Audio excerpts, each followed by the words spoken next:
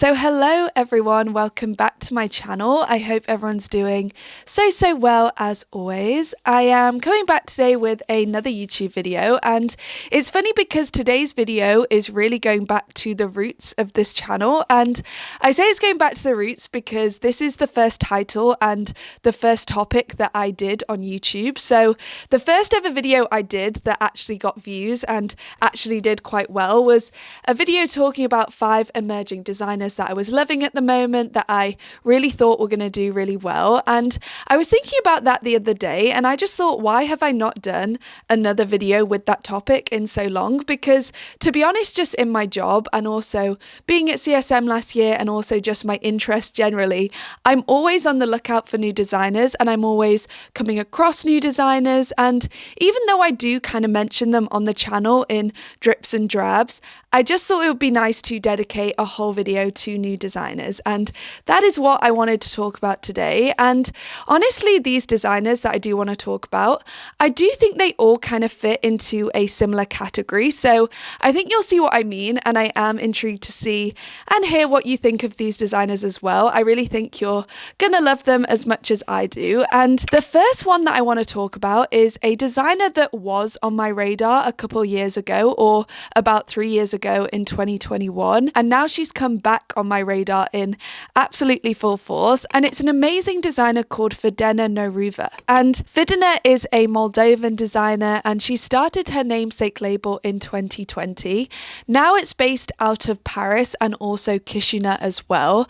But the most impressive thing about Fidana as a designer is the cult-like following that she's grown in such a short amount of time. So really influential people like Bella Hadid and also Irina Shank have worn her pieces so many times, and also so many influential people in pop culture. And to be honest, I think this is something to note with Fidana and her brand, and the reason why she's done so well in such a short amount of time. She's really capitalized on online virality and the power of a viral image on social media, because I bet you know Fidana's brand, even if you don't realize you do, because I bet you've seen these images before of the Adidas shorts and Adidas track pants with the heels.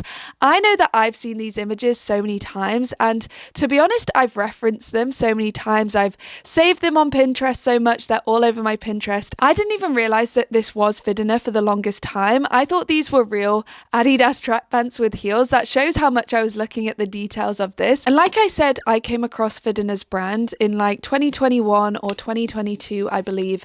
And the reason that I came across her brand is because I saw these bubble skirts on Sense, and I just thought they were really fun, really interesting. And then she kind of went off my radar for a bit, and then I just noticed her again with her spring summer 25 collection. And the reason that I was drawn to her collection this time was for her really bold and geometric shapes and construction. And this is something that has always been really signature to Fidana and her design practice. She's a very technically skilled designer, and you can just see that in the pieces that she creates. I think I mentioned it on the channel before, but I'm really obsessed with this trench coat that she did, this kind of khaki green trench coat. And I also love this leather jacket from the same collection. And the reason that I love these pieces is because they're obviously timeless classics, they're everyday essentials in a way, but she's given them this new geometric shape. And in that way, I just think they're so contemporary, they're so cool. I also saw these other faux fur pieces on Sense, so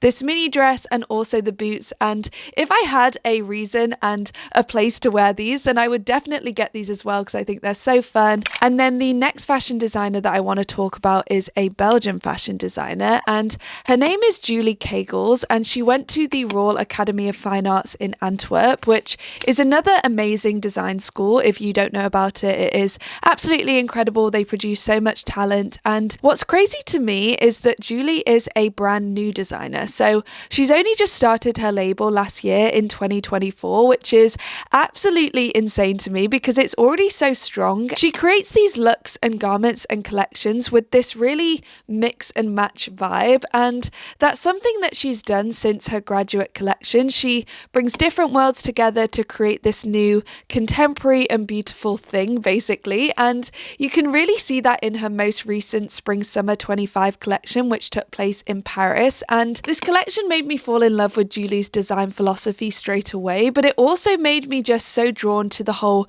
universe that she's creating. So if you look at this Spring 25 collection, you can see that there's an older model with a wet bikini top on and a white t-shirt, or there's this younger model with a neutral top on and the mini shorts. There's a girl in a trench coat, there's a girl in a really colourful outfit, and you can just see that there's so many different archetypes within this collection, and that's something that is so fundamental to Julie's whole universe. She says that she doesn't conform and that she isn't designing for one particular archetype of person. She's really just reflecting loads of different things and designing for herself and what she feels in the moment. If you also just do look at her collections on Sense, they also have this mix and match vibe, which I am so obsessed with. And Julie basically says that it's this desire to defy conforming to a single archetype that is the motif that allows her brand to stand out. She says she also draws from personal memories and modern influences, and her work fuses timeless elegance with daring, forward-thinking elements as well. And then the next designer, the third designer on my list, is Phoebependergast, and Phoebe is a designer that I did come across at CSM, so she's the second Central St. Martin's designer on this list, and I met Phoebe just really briefly when I was doing my course at CSM in fashion journalism, and I believe she was on the MA fashion design course at the time. And during the MA and as part of the whole course, basically the fashion journalism students shadow one of the MA designers, and I wasn't shadowing Phoebe, I was shadowing another amazing designer, but I did come across her work, and there's a few reasons why I wanted to spotlight Phoebe in this list. But the first one is because I really feel like her whole design philosophy and the whole universe that she's creating and created really goes well with the other designers that I'm talking about, because I really feel like all of these designers obviously have a very feminine and almost nostalgic element to them, but they're bringing it to life in a really cool, contemporary and fresh way. And that's instantly what I thought of when I saw Phoebe's MA collection at CSM, her graduate collection. And actually now Phoebe is working at Ashley Williams. So Ashley Williams is another London-based designer, but she's been around and been showing in London Fashion Week since 2013. So a bit more established, it's definitely a bit more of a well-known brand. And Ashley Williams specifically is known for her super heavy graphics and super fun and feminine style. And it's funny because she has been around for quite a while, but I only learnt about Ashley Williams when I moved to London from Amsterdam, and I saw loads of people at CSM or heard loads of people at CSM talking about Ashley Williams, and then obviously I did come across her at the Spring Summer 25 Fashion Week. So it was this one collection which I think I've referenced on the channel before with the anime, and I think it's Sailor Moon references in, and I think this was actually when Phoebe was working for Ashley Williams. And if you just look at this collection from Ashley Williams and then you also compare it to Phoebe's MA CSM collection, you can just see parallels in their design language in such an amazing way. It just makes so much sense, and obviously Phoebependergast is such the perfect match to go on the Ashley Williams team. You can definitely tell that they have such a strong creative team at Ashley Williams, and to be honest, it just makes me so excited to see what they come out with in their upcoming collections. I also am really obsessed with these puffy star necklaces that she did.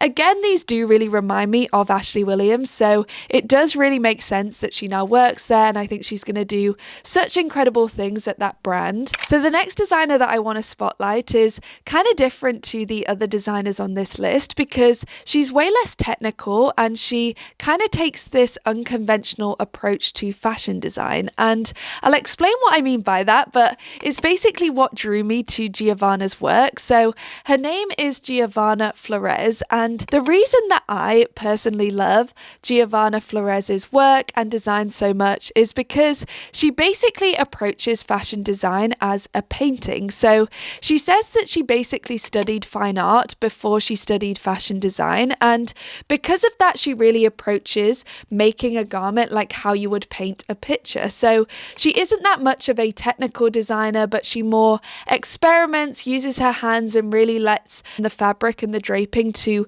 manifest the garment. And I really like this way of thinking about fashion because obviously it is so amazing to have a highly technical technical skill designer, but it's also equally as amazing to have a designer that approaches fashion design like a painter. And I feel like Giovanna is such a beautiful example, but also such a authentic example of this as well. And that's why I love her work, and that's why I'm so happy that I've come across her. So since she literally graduated in 2015, she's always used secondhand materials and she's always created these upcycled garments. And I feel like obviously since 2015, it's been a trend to upcycle apparel and create garments out of secondhand materials and things like that. But I feel like it wasn't that much of a big trend in 2015. So it's really nice to see a designer that has been doing this before and she's carried it through. She hasn't changed.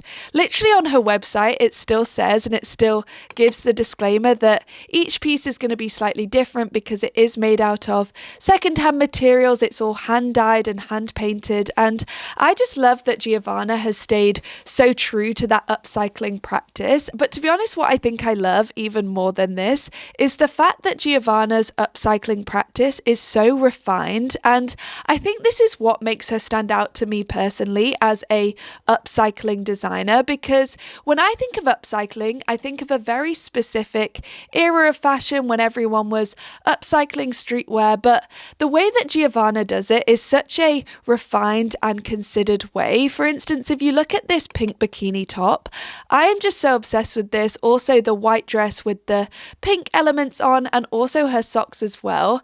I just think you can obviously tell these are upcycled materials, but they are way more considered and they're way more refined, like I said. And then the final designer that I want to spotlight, that I want to mention on this list, is probably a designer that has now moved out of the emerging category and is definitely emerged. She's probably one of the hottest designers that you need to know about, or that you probably know about if you are into fashion or work in the industry, and it's Hoda Kova. And Hoda Kova is someone that I have definitely mentioned on the channel before. I think I did actually put her in one of my emerging designer videos that I did when I first started the channel. And when I did do that video, and that was only probably a year and a half ago, she still wasn't as emerged as she is now. But last year in 2024, she basically won the LVMH prize for sustainability and her upcycling practice. And in my opinion, she has really blown up from there. I think now everyone is talking about her, all the major publications, everyone in fashion knows about her, and she really is just the one to know about at the moment. But the reason that I wanted to still include her in this list is because I am just still equally as obsessed with Hoda Kova's aesthetic and her practice, just as much as I was when I first came across her. So Hoda Kova is the brand of a Swedish fashion designer, Ellen Hoda Kova Larsson, and she started her brand in 2021, and she's always been known for these really highly textural and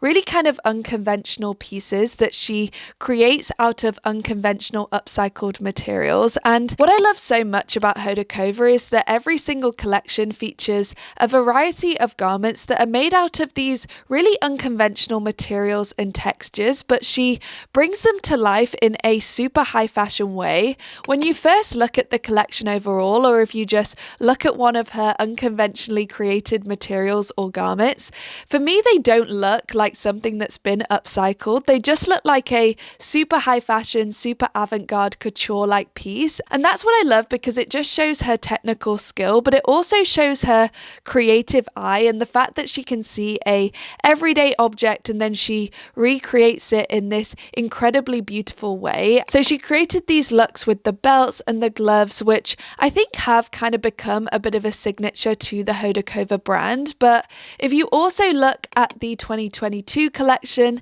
that's when she did this incredible clock piece. The fact that she hasn't just used any kind of everyday secondhand watch, she's really been so intentional with the watch faces that she's used to create these garments. And in that way, when you first look at it, like I said, it does just look like more of a couture piece. And then you look again and you see that it is made out of watch faces. And I think that's why she's been so successful, because yes, she is being sustainable and she is using these upcycling practices, but she's fundamentally creating these super couture-like pieces. In terms of pieces that I would actually buy and actually wear from Hoda Kova, I obviously do love her bags. I think these are so chic, so unique, and also I really love this this kind of wax jacket dress that she's done in her more recent collections.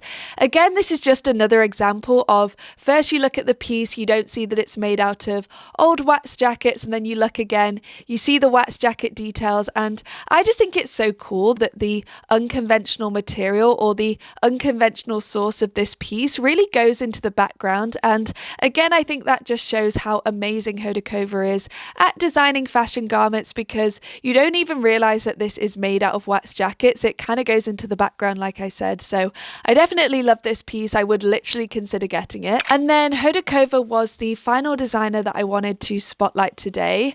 Like I said, I really can't wait to hear what you think of these designers, if you love them as much as I do, if you know of any other similar designers kind of in this same category that I've put together, then definitely do send them over. I am always on the lookout and always intrigued to hear about new designers. So I really do hope you enjoyed this video, and until the next one, I hope you have an amazing day. Bye!